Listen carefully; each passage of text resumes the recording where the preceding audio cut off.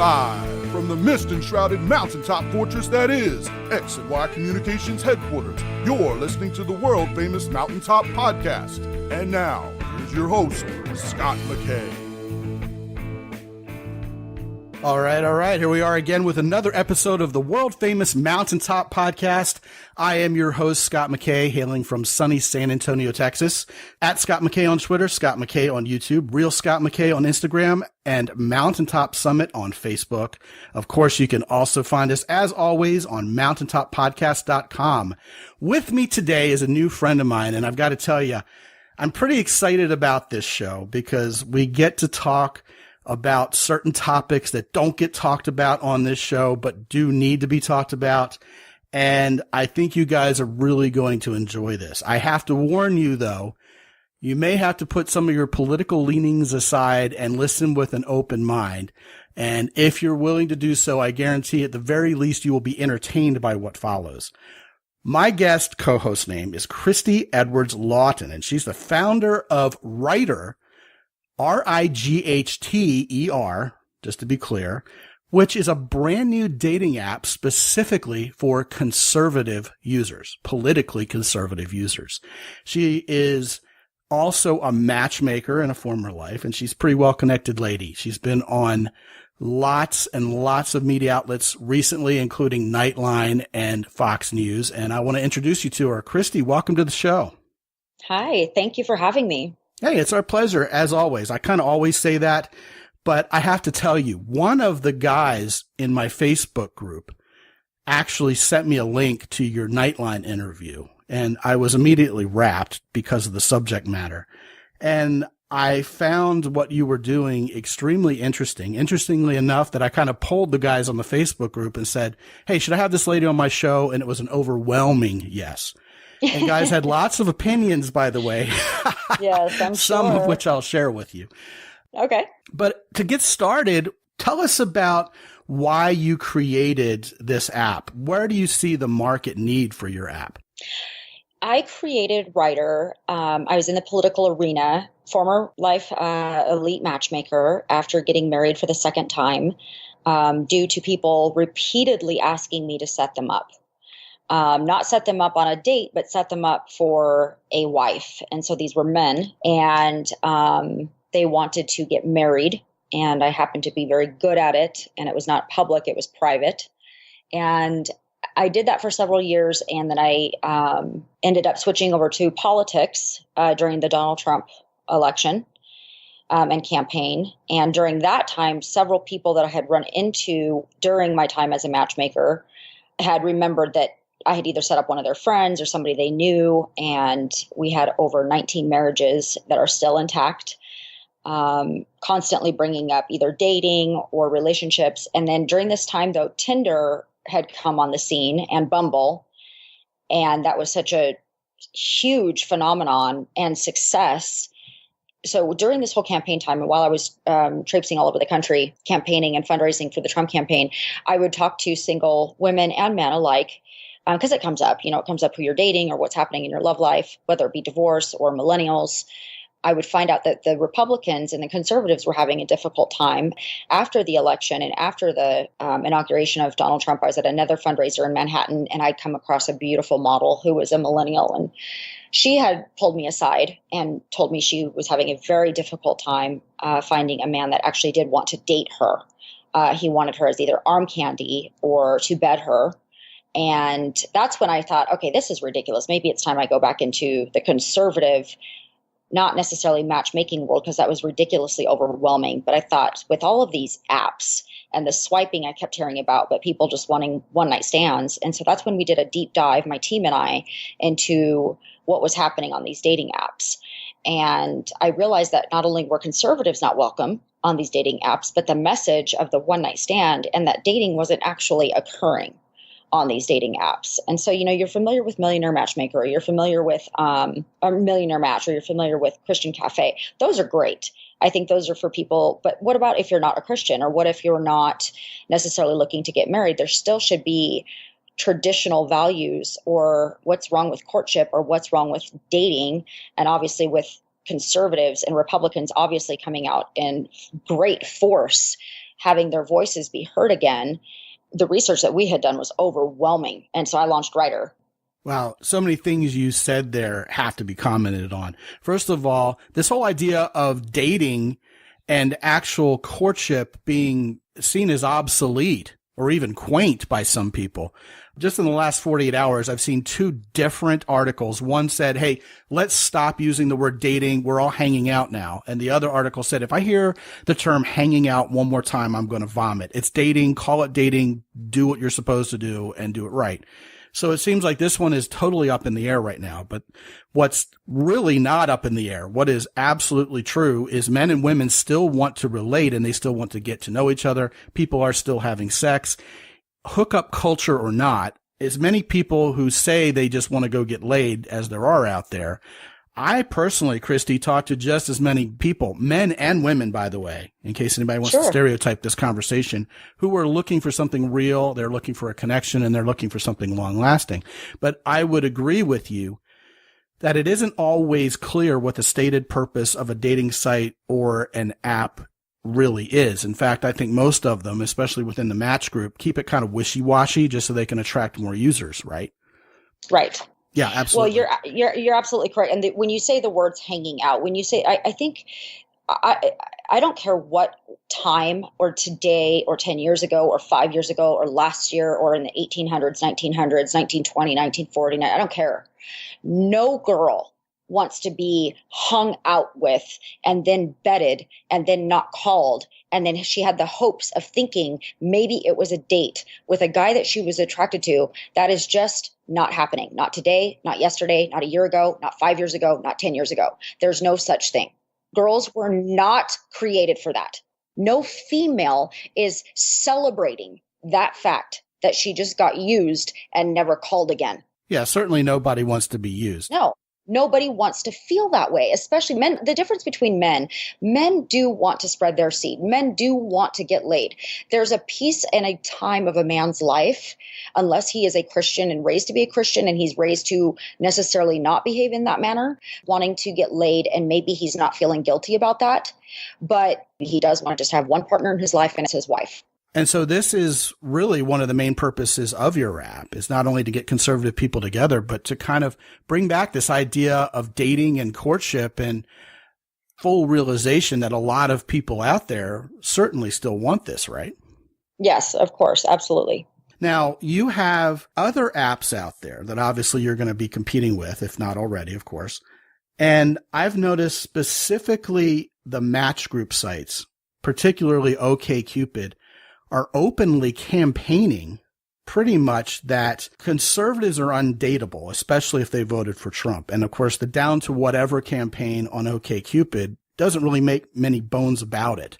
They're saying, hey, you know what? If you're a conservative, if you're a Trump voter, if you like Trump at all, we're not welcoming you, because they're openly and brazenly critical, even in their marketing, of Donald Trump and conservatives.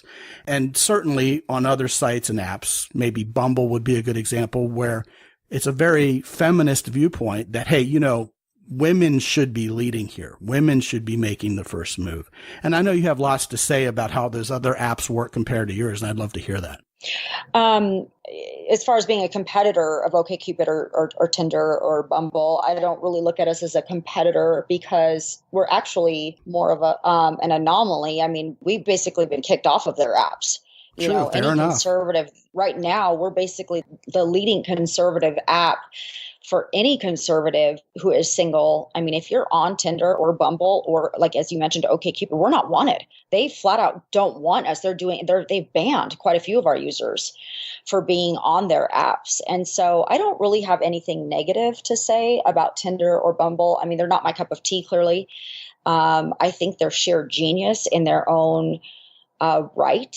I mean, look at what they've done to the dating market and the industry. They're wonderful in their own rights. They just don't stand for anything I believe in. I personally believe in traditional values. I don't believe in hookups and one night stands. I don't believe in showing body parts on an app. I don't care for their marketing. Bumble, just to even get on Bumble's app, it's every single question they ask you is leading you towards Barack and Michelle Obama being the leading president and first lady in history, which is fine. They have the right to do that. But I don't know how that's not biased. And so, on election day, the emails and marketing material I received from Tinder on Instagram and my email account for Tinder was atrocious. I don't know what that has to do with the dating app. Like, if you're on Tinder and you're a millennial or you're Gen Z, why are you doing that to the young kids that maybe not be informed politically? I have no idea why you would be sending that type of information to these young kids that are dating on your app, that are swiping on your app. Well, companies like Match Group, like you said, there's no doubt that they've cracked the code. They've been the 900-pound gorilla for years. I mean, my wife and I met on Match many years ago. I'm just as confused as you are about why they would want to alienate 50% of their potential audience. Now, if you talk to them, they would say that, are you kidding? This should have been 100 million to nothing. There aren't any real conservatives out there. They're a bunch of outliers. But I just don't know how anybody can suffer from cognitive dissonance to such a degree that when you're not necessarily a company that's in the politics business, you would want to alienate half of your audience. Why do you think OKCupid is pushing this concept so hard that conservatives are undateable? I mean, what are they thinking? Right. Exactly. Well, it's the same thing like Hollywood. You would think these Hollywood actors and actresses, it's like, we watch your movies, and for you to alienate your audience is just not very wise. It boggles my mind. And then for me to get the outrage I get when I launch an app for conservatives, it's like, why aren't they sending me thank you notes or sending me flowers saying, well, thank goodness we're off your app. Be so thankful. You're not even willing to meet us. I mean, on Tinder, it's swipe left if you voted for Trump. Okay, well, why aren't you thankful? Why aren't you happy that that you're rid of us? If you hate us that much, like, it just makes no sense to me. It's not even like they want to take a look at you or see who you are. I mean, it just blows my mind, the absolute disgust that they have for conservatives, or because we voted for a president. Well, if you want my opinion, I think that absolute disgust sentiment is what drove them to pick a side. Frankly, as it's been said before, the difference between conservatives and liberals is that conservatives, and, these are not my words, these are someone else's, but they're interesting nonetheless, is that conservatives think liberals are stupid, but liberals think conservatives are flat out evil and should be eliminated. So my thought process is, okay, look, conservatives are going to laugh this off. They're going to go, okay, they've got to kowtow to the left because the left is unhinged. And then meanwhile, if you're on the left and you're using these apps, you're going to get so incredibly offended that they don't make a political stand and kick all the conservatives off, or at least say something. And I suspect that's where they might be coming from. Just kind of like in Hollywood, I'll still watch most of the liberal actors and actresses' movies, even though I don't agree with their politics. But I think Hollywood believes that if there's someone who's conservative, they need to be just burned at the stake. And that's how that group of people is going to see them. Do you think there's any truth to that? Or do you think, honestly, truthfully, these people are so absolutely dead set in their ways that they're willing to sacrifice half of their bottom line for it?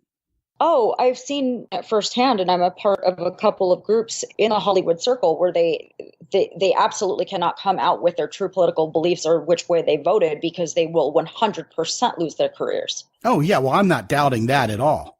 I mean, unless you're freaking Clint Eastwood, you're going to have to watch yourself. Well, you don't think he's been penalized? Oh, I do. But, I mean, he's still making movies. You're not going to take away his entire... But he's been funding them, but he absolutely has not received the accolades he deserved. Oh, yeah. Well, for several of his... Yeah. So, I mean, I'm very well tied in with several people, with producers and executive producers, and I've had some clients in Hollywood that cannot come out with their political beliefs because they will be penalized. Well, do you think that's the same mindset that's driving how the apps are behaving? Well, in terms of them saying, hey, you know what? We'll put up a good show saying that we're really liberal and we can't stand Donald Trump and conservatives should go away, knowing the conservatives will stick around anyway. No, because you're talking about users going out on dates. Because at the end of the day, what drives these apps are users. And are people upgrading to Lux and paying the Lux fee, or upgrading to premium? And so at the end of the day, they need the actual users. So these are users not going out on dates with conservatives. So no, I don't think it's a show. Not at all. Well, interestingly enough, most of the guys who I work with, a majority of them, I would say, lean conservative. And they're still on Match. I mean, a lot of them have gotten off of OKCupid, and some of them are even using Bumble, and they don't like the politics, but they're still there anyway because they feel like they don't have a choice. Sure. Yeah, I mean, I think that's at least a fair way of looking at it. Since we're on this subject and since it's such a spirited conversation, let me throw an opinion at you just to see what you think. Match Group owns a lot of these sites. Okay. People don't realize it. But Match Group owns Tinder. They own, obviously, Match.com. They own Tinder. Yes. They own OKCupid, and they own Plenty of Fish and Hinge. So if you're on a mainstream site that's not named eHarmony, they probably own it. I mean, Bumble is an outlier even in the app category, probably along with Coffee Meets Bagel and, of course, yourself. My opinion, and I almost got myself banned, blocked on Twitter by OKCupid for tweeting this. Man, they were not happy. So maybe I'm showing my cards a little bit. But I believe that OKCupid, the free site, is pushing the liberal agenda so obnoxiously because they know that it's the younger millennials who are responding so well to this extreme left view, and they're the ones least likely to have a lot of money to put towards a 6-month membership on a paid site like Match. So the more of the conservatives who are more affluent, they can force off the OKCupid app and into the arms of Match.com, where they're paying early on, the better their business model thrives. What do you think of that idea? I'm not sure. It's an interesting concept. Interesting. Yeah. Yeah. I mean, some people would say, well, kids in college have more discretionary income because they're not paying the bills. But I don't think those are the people who are on dating sites anyway. They got a college full of people to date. That's right. I mean, historically, that's been true.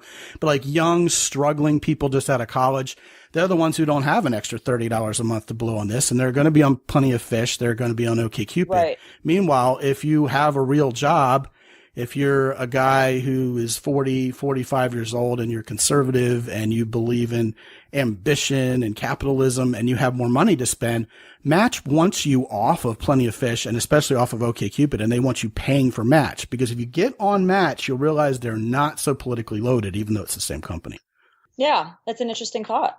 Yeah. So, I mean, here you come along with Writer and you're giving them a clean slate. And you're really not hiding an agenda at all. You're saying, hey, you know what? Look, guys, look, ladies, this is a conservative site for people who don't mind you voted for Trump. They don't mind that you lead with a conservative political attitude. And I think that's really going to bode well for you and your app, if I may be so bold. Well, yeah, it's not don't mind. It's you need to be a conservative or don't be on the app. Shifting gears here. There are lots of interesting things you're on record as saying, and I want to go through them, but you just drew to everybody's attention that you have pretty tight suggestions for your users as they go out on dates.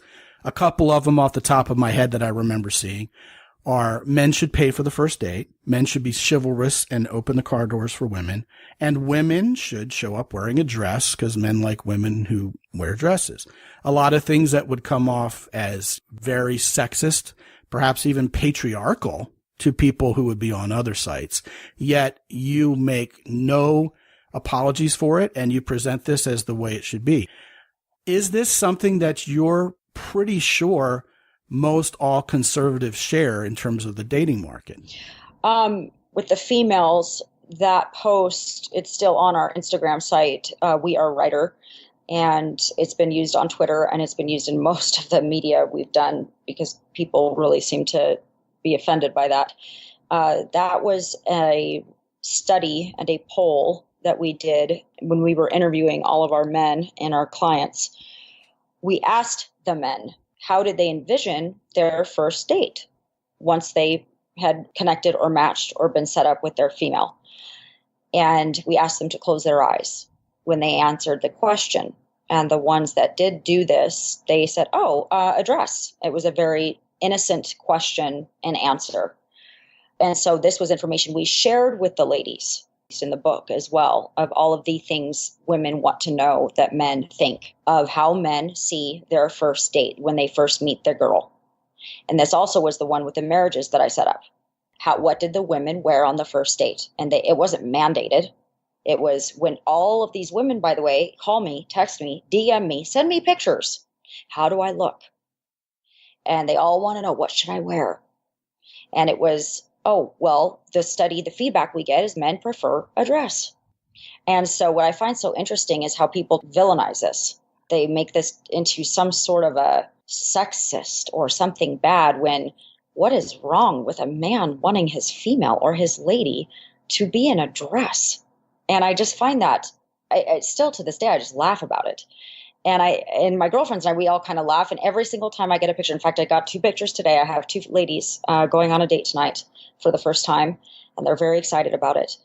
And these are girls in their 20s.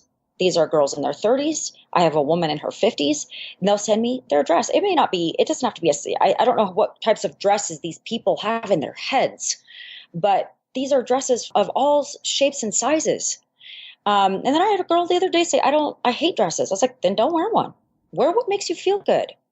Put on what you feel good in. The bottom line is, on the first date, you need to feel great. And the guy doesn't really care. At the end of the day, he wants you to feel good, so he feels good, so you guys go out and have a great time together. But by the way, it wasn't 95% of the men. It was 100% of the men. Every single one of them said a dress. Well, you and I were chit-chatting before we started, and I was half joking with you that if you line up 10 women who are easily offended, only one of them will probably be a Republican. Yeah. It's amazing how facts don't lie, but if you wish those facts weren't true, you'll find all these reasons to try to cover them up and pretend they shouldn't be true. Sure. And meanwhile, you're absolutely right. Men love women in dresses. Women love men who made an effort to look good on the date. Yes. And to a lot of women who I think probably wouldn't be conservative leaning, that sounds a lot like make me a sandwich or give me a beer. But the women who do like to look good for a date are going to match up well with the guys who like them to look good on a date more naturally. They're going to connect better. And this is going back to the old and to me obvious truth that men are men and women are women, and men tend to be masculine, women tend to be feminine. Those are the building blocks of sexual attraction. Masculinity sexually attracts femininity. And when you start messing with it, you get fewer connections, which leads me to another thing that I heard you say that I would love for you to elaborate on, because I agree with you. And that's conservative women are typically more attractive and better looking to guys than liberal women are. I mean, now, in my opinion, you can just go look at MSNBC and then turn to the Fox News network during prime time at night, and this will be exceedingly obvious. The women on Fox News are smart, sharp, confident, bold, and hot. They're exactly what a bold, confident guy who with a solid self-esteem would be looking for in a great woman. And you're actually on record as having said that. And I would love to hear you talk more about that, and maybe also riff on this whole idea of masculinity and femininity too while you're at it. Well, there's nothing really to say. It's a fact. I mean, I don't need to, the truth doesn't need defending. I mean, I don't really need to go on and on. Conservative women, the difference is, you said, oh, it's like make a sandwich, bring me a beer. What's wrong with that? Exactly. My wife loves making me sandwiches and bringing me a beer because I do things for her too. I love making my husband a sandwich. My daughter and I make a sandwich for my son and my husband. I don't understand why that would be offensive to any female. I'm a very successful, independent woman, and I have no issue whatsoever. I entertain military men all the time, and I was working my ass off just as much as they were. And I made them sandwiches, and it was my pleasure. And I also brought them beers, and it's my pleasure to do it. I never once asked one of them to go into my kitchen and make me a sandwich because I felt like equal rights. It's absolutely ludicrous. These females in the third wave feminist movement, absolutely insane. Well, I agree. Men and women need to do things for each other. And the reason why the conservative women are more attractive is because we take great pride and pleasure in being beautiful. It's the way we were raised. It's called tradition, something the liberal women seem to want to destroy. They want to destroy every single tradition. It's why they want 93 genders. They don't like traditions. And so the reason we're better looking is because it's something that we were raised with from generation after generation of we were raised to be stay-at-home moms. We were raised by our moms to cook in the kitchen and make our men sandwiches. We were raised to be beautiful, to have our hair done, our nails done, to smell good. When our husbands come home, we want to look good and be beautiful. We like pleasing our men. It has nothing to do with losing self-respect. We're also raised to make love to our men because that's the worldly order of how things work. We're also raised to get pregnant and have children. It's called tradition. It's how things are supposed to be done. It's nature. It's how things are done. It's why women want to have children, but we don't like to kill our children in our bellies. It's not something, Alyssa Milano, that we hold a podcast on and celebrate how many abortions we've had. That's the liberal movement. Well, what I would purport is that a lot of the components of the platform of the Democratic Party are going to naturally appeal to women who, frankly, have been left out of the dating dance. You're exactly correct. And they're ugly. They can't get dates. They're overweight. They're so miserable inside themselves. They need exactly what you just said and probably what you preach on this podcast, Scott, is they need to find fulfillment. And you know what, truly, you know what they need? They need God. They don't need a man. They need God. Whatever God they pray to, they need to find self-respect within themselves, and they've been left out. You're exactly correct. They're not mad at Donald Trump. They're mad at themselves. Do you think with the rise of secular humanism and the factual decline of the institutional Christian church in this country, that given the fact that people need to feel that they're part of something bigger, that politics are replacing religion in this country and, in fact, becoming the new dogma? I think you're onto something there with the lack of faith and God and a relationship with God. People are blaming politics and they're blaming Donald Trump for every single problem they don't have. And because I love what Ben Shapiro says, facts don't care about your feelings. I think the entire liberal agenda is blaming their feelings and how they feel on politics. Interesting. See, I would think that given that they don't have a church they go to on Sunday, they have to feel like they're part of something bigger. They have to have a group that believes in something that they have to latch a hold of. And I think that's either going to be, frankly, a Democratic echo chamber or a Republican echo chamber. And I think social media enables it. I agree with you. But you have to realize one thing I'm really despising lately with this whole, movement, not movement, but, with Ryder, it's like blows my mind. The amount of hatred, I'm thinking, there's no way this amount of hatred is on me because of a freaking dating app. Are you kidding? This is dating. Yeah. Is because people are literally left beside themselves that I could possibly think that dating, they call it binary dating. And it's like, no, it's called dating. They keep trying to say, well, it's binary dating, that it's between a man and a woman. I'm like, no, it's dating. It's dating. There is no other thing besides dating. And it's interesting to me how the left is like wanting these 93 genders, let alone 3 or 4 genders. They want 23, 37, 72, 93, whatever it is, genders. And at the end of the day, it's less than 17% of human beings, left or right, that actually buy into that garbage. You would think that the whole world wants that movement. Well, it isn't. It's a very teeny tiny percent of people that actually agree with this garbage. Well, 2 things that I would love to kind of bring to the forefront based on what you said. Let's go back to the basic principle that perhaps liberalism thinks conservatism is evil. Now, if you think something is flat out evil and a scourge that must be erased from the earth, then the end justifies the means. So in the name of quote unquote tolerance, you can hate because you've got to get rid of this evil. You've got to get rid of it because it's not what you agree with. That's where the hate's coming from. Now, as far as things like there being 48 genders, and I mean, I'm going back to this news story from a couple weeks ago where Deborah Messing made cupcakes with vaginas on the top of them, in celebration of women and their bodies.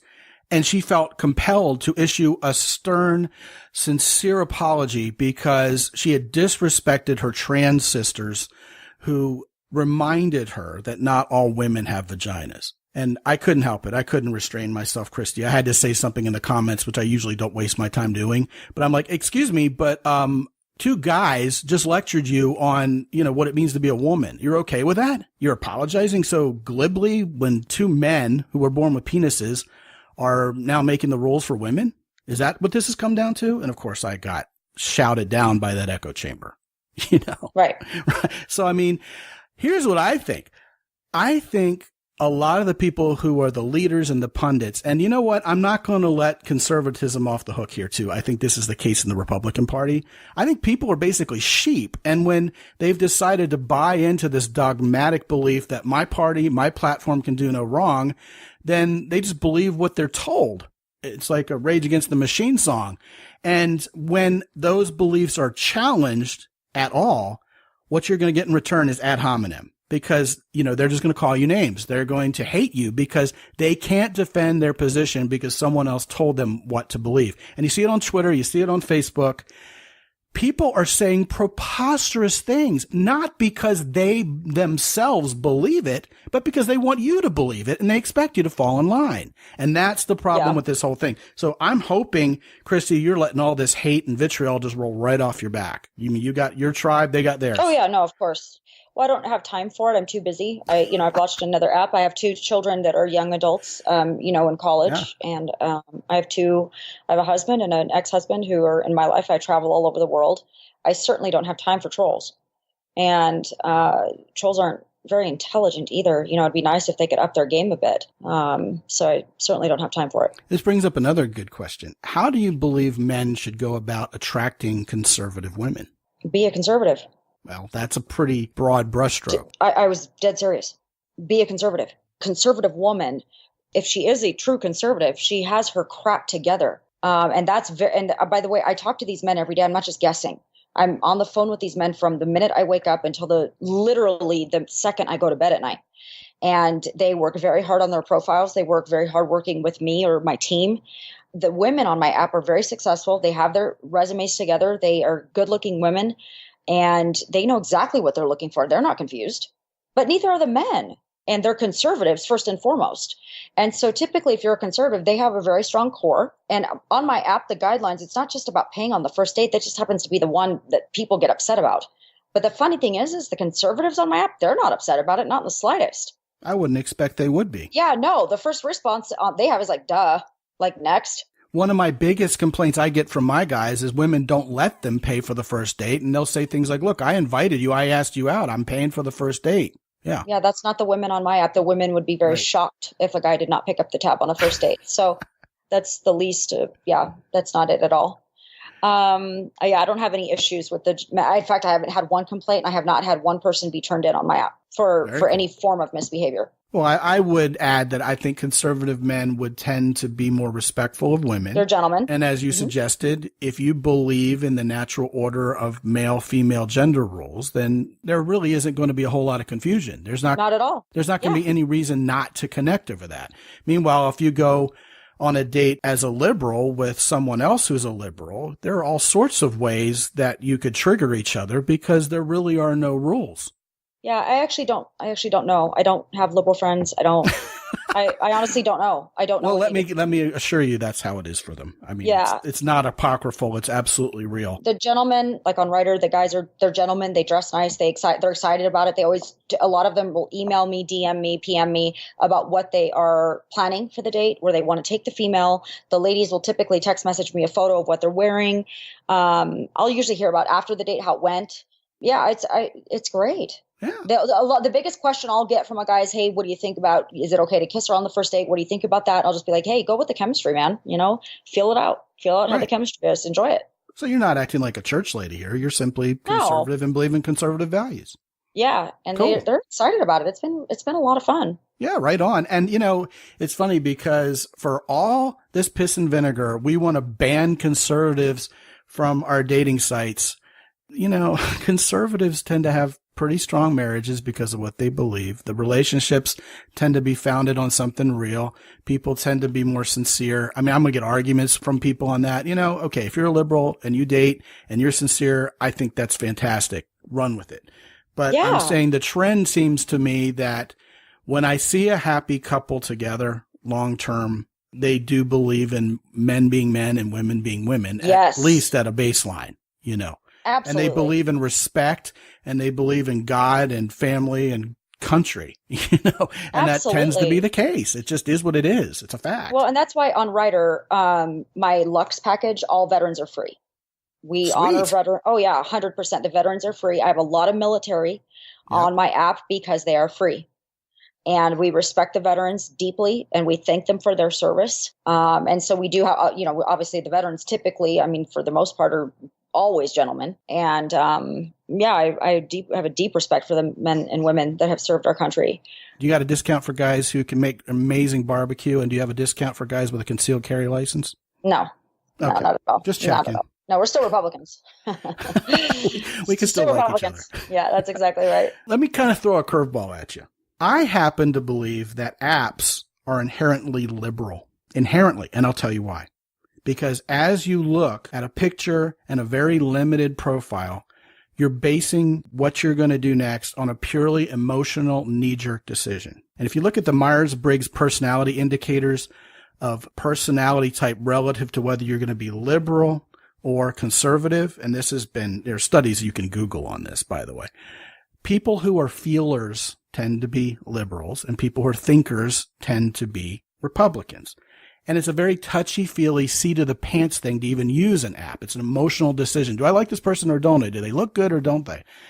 Would you agree with that? And if you do, would you say that your app is attempting to bridge a gap between that perhaps superficial way of doing things from an emotional, touchy-feely perspective to somehow make it more of an informed decision of who you're going to perhaps go out on a date with based on how your software is written? Or do you vehemently disagree with me? No, I actually agree with you wholeheartedly. The difference, I think, with Writer is that when you are set up on Writer, you already know the app you're on is a core value. The fact that you are on an app that says, I am only looking at conservative women that share a core value. It's not like I'm only looking at blondes or brunettes or a woman that likes to fish. Not that a lot of men would probably be very happy about that. It's a core value. When you go to a psychologist to decide whether or not, a marriage counselor to decide whether or not we're going to file for divorce, you are the only reason a divorce counselor will say it is time for you guys to get divorced is if you guys cannot overcome a core value. And so conservatism, when you decide that you two are both conservatives, that's not just saying, oh, we're both voting for the same president. That's basically saying you guys share quite a bit of the same ideologies and quite a bit of the same philosophies. And so right there, you're starting out on a pretty great note. So if you're swiping right on somebody that you find physically attractive and you can actually get out on that date and where you sit down and you basically say, not only are we physically attracted to each other, but we already know we share conservatism. That's a pretty great start right out of the gate. Well, I agree. I think your site's doing a lot of the heavy lifting simply by being so clear about the clientele you're trying to attract. So I think that's a legit Correct. answer. Conservatism isn't feeling. Conservatism is actively thinking. That is your brain. I would agree with that. Absolutely.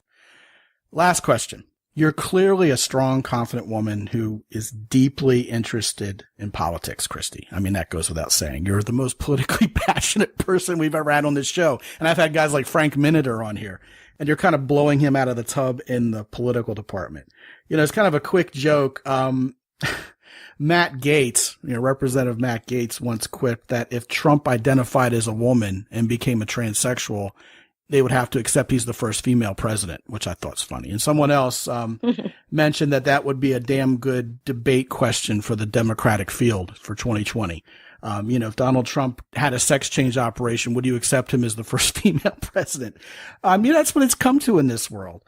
But on a more serious note, although the phrase "not that woman" has been widely criticized and it's kind of been thought of that men aren't ready for a female president. So when they say, I'll vote for a woman, but not Hillary, not that woman, people think that's pretty much not true and that's an excuse. But I really think there's some truth in it. I personally believe we're ready for a female president in this country. What do you think? I vote for the person, not the gender. Uh-huh. So, I guess show me the candidate. Yeah, I would agree with that. I can't sit here and say, yes, I'd vote for a woman. I need to see the candidate. Isn't that interesting? Really, truly. I've been very impressed with some women. Definitely not Hillary. I wouldn't have expected you to be. Definitely not Hillary at all. But no, I've been very impressed with some women. One of my personal heroes is Sarah Sanders. I absolutely think she is a formidable woman. I don't know that she's interested in the presidency, but I think there are some women that are very competent and that would be an excellent commander-in-chief. However, I really do like a man in office. I have a male doctor. I like a man in charge. I really do. I'm an alpha male girl. I really like men in charge. I don't want a female Navy SEAL, and I don't know that I want a female commander-in-chief. That is not to say, though, if the right one ran, she would have my vote. Well, I personally believe we are ready for a female president. I think guys would vote for her. But here's the surprising part. I think, and you can bank this, okay? Mark this down as having been predicted in the year 2019. I think the first female president will be in 2024, and I think she'll be a Republican. Probably. We'll see. I think if the female candidate comes out as a Republican, then you'll get the swing voters and the moderates who are ready for a female in the White House to cast their vote for her. And if I had to guess 5 years in advance, I would guess Nikki Haley. Yeah, she's decent. She's okay. I like Nikki. You got to realize I know a lot of these people. Nikki's good. Candace Owens is a good friend of mine. There's a lot of candidates that would be outstanding. I think it depends on who her running mate is and who's up against her. Everyone really likes Nikki. A lot of predictions on Nikki. Yeah, we'll see. Again, I'm a candidate person. I'm that's a big office. What people forget is voting happens in secret. So no matter what people say to appease the hungry crowd who they're afraid is going to burn them at the stake, when you go in that voting booth and you close the curtain, you're going to vote for who you want to vote for. And it's a fact of life everybody needs to figure out. So yeah, great conversation, Christy. I love your spirit. I love how much you believe in your purpose, and I love how you're ready, willing, and able to defend every little piece of it. I have so much respect for that, and I think it's darn cool. A lot of these guys are going to not agree with you on this show, and I think that's cool because regardless, I think it's a wonderful example of someone coming on this show and kicking ass with their opinions and standing for what they believe in. So thank you for a wonderful discussion. Well, thank you for having me, Scott. Well, yeah, it's been a pleasure. What I want to do before we close this show is give these guys a chance to get on your app. And the way that you guys can do that, if you want to go meet some conservative women, and you are a conservative, that's part of the plan here, of course, as you heard Christy Edwards-Lawton say herself. You got to play by the rules. That's one rule, right? That's a mandate. Got to be conservative. Yes. Can't have any ringers show up, right? Yes. Okay, so if you want to do that, the site is actually We Are Writer, and I'm assuming you can find the app in the iTunes Store or Android? Yes. Correct? Yes. Perfect. And as is my custom, I'm still going to send you to a URL, and that's www.mountaintopodcast.com/writer, RIGHTER. And you'll find the Writer app and jump on board and have lots of fun meeting some really hot women who are going to believe the same way you do if you happen to be conservative. And guys, also, if you haven't been to mountaintoppodcast.com yet, I would appreciate very much if you go give it a visit and take a look around. You'll be able to see what our guest today looks like, along with pretty pictures of all our other guests and all the show notes. And one thing that I've never told you guys before, if you haven't visited the site, you can actually tune in to this podcast on YouTube. If that's more convenient for you than listening on iTunes or whatever, please do so. And also, we covet your reviews and your ratings on iTunes. Appreciate that very much. And as always, you can click that little button in the upper right-hand corner on the website at www.mountaintoppodcast.com and talk to me free for 25 minutes and see if coaching is a good fit. And with that, I'm going to sign off after a show that I'm going to have to go take a deep breath and have a beer or two after recording. This is Scott McKay from X&Y Communications in San Antonio, Texas. Be good out there.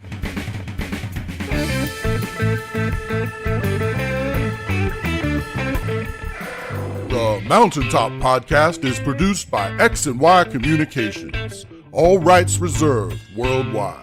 Be sure to visit www.mountaintoppodcast.com for show notes. And while you're there, sign up for the free X&Y Communications newsletter for men.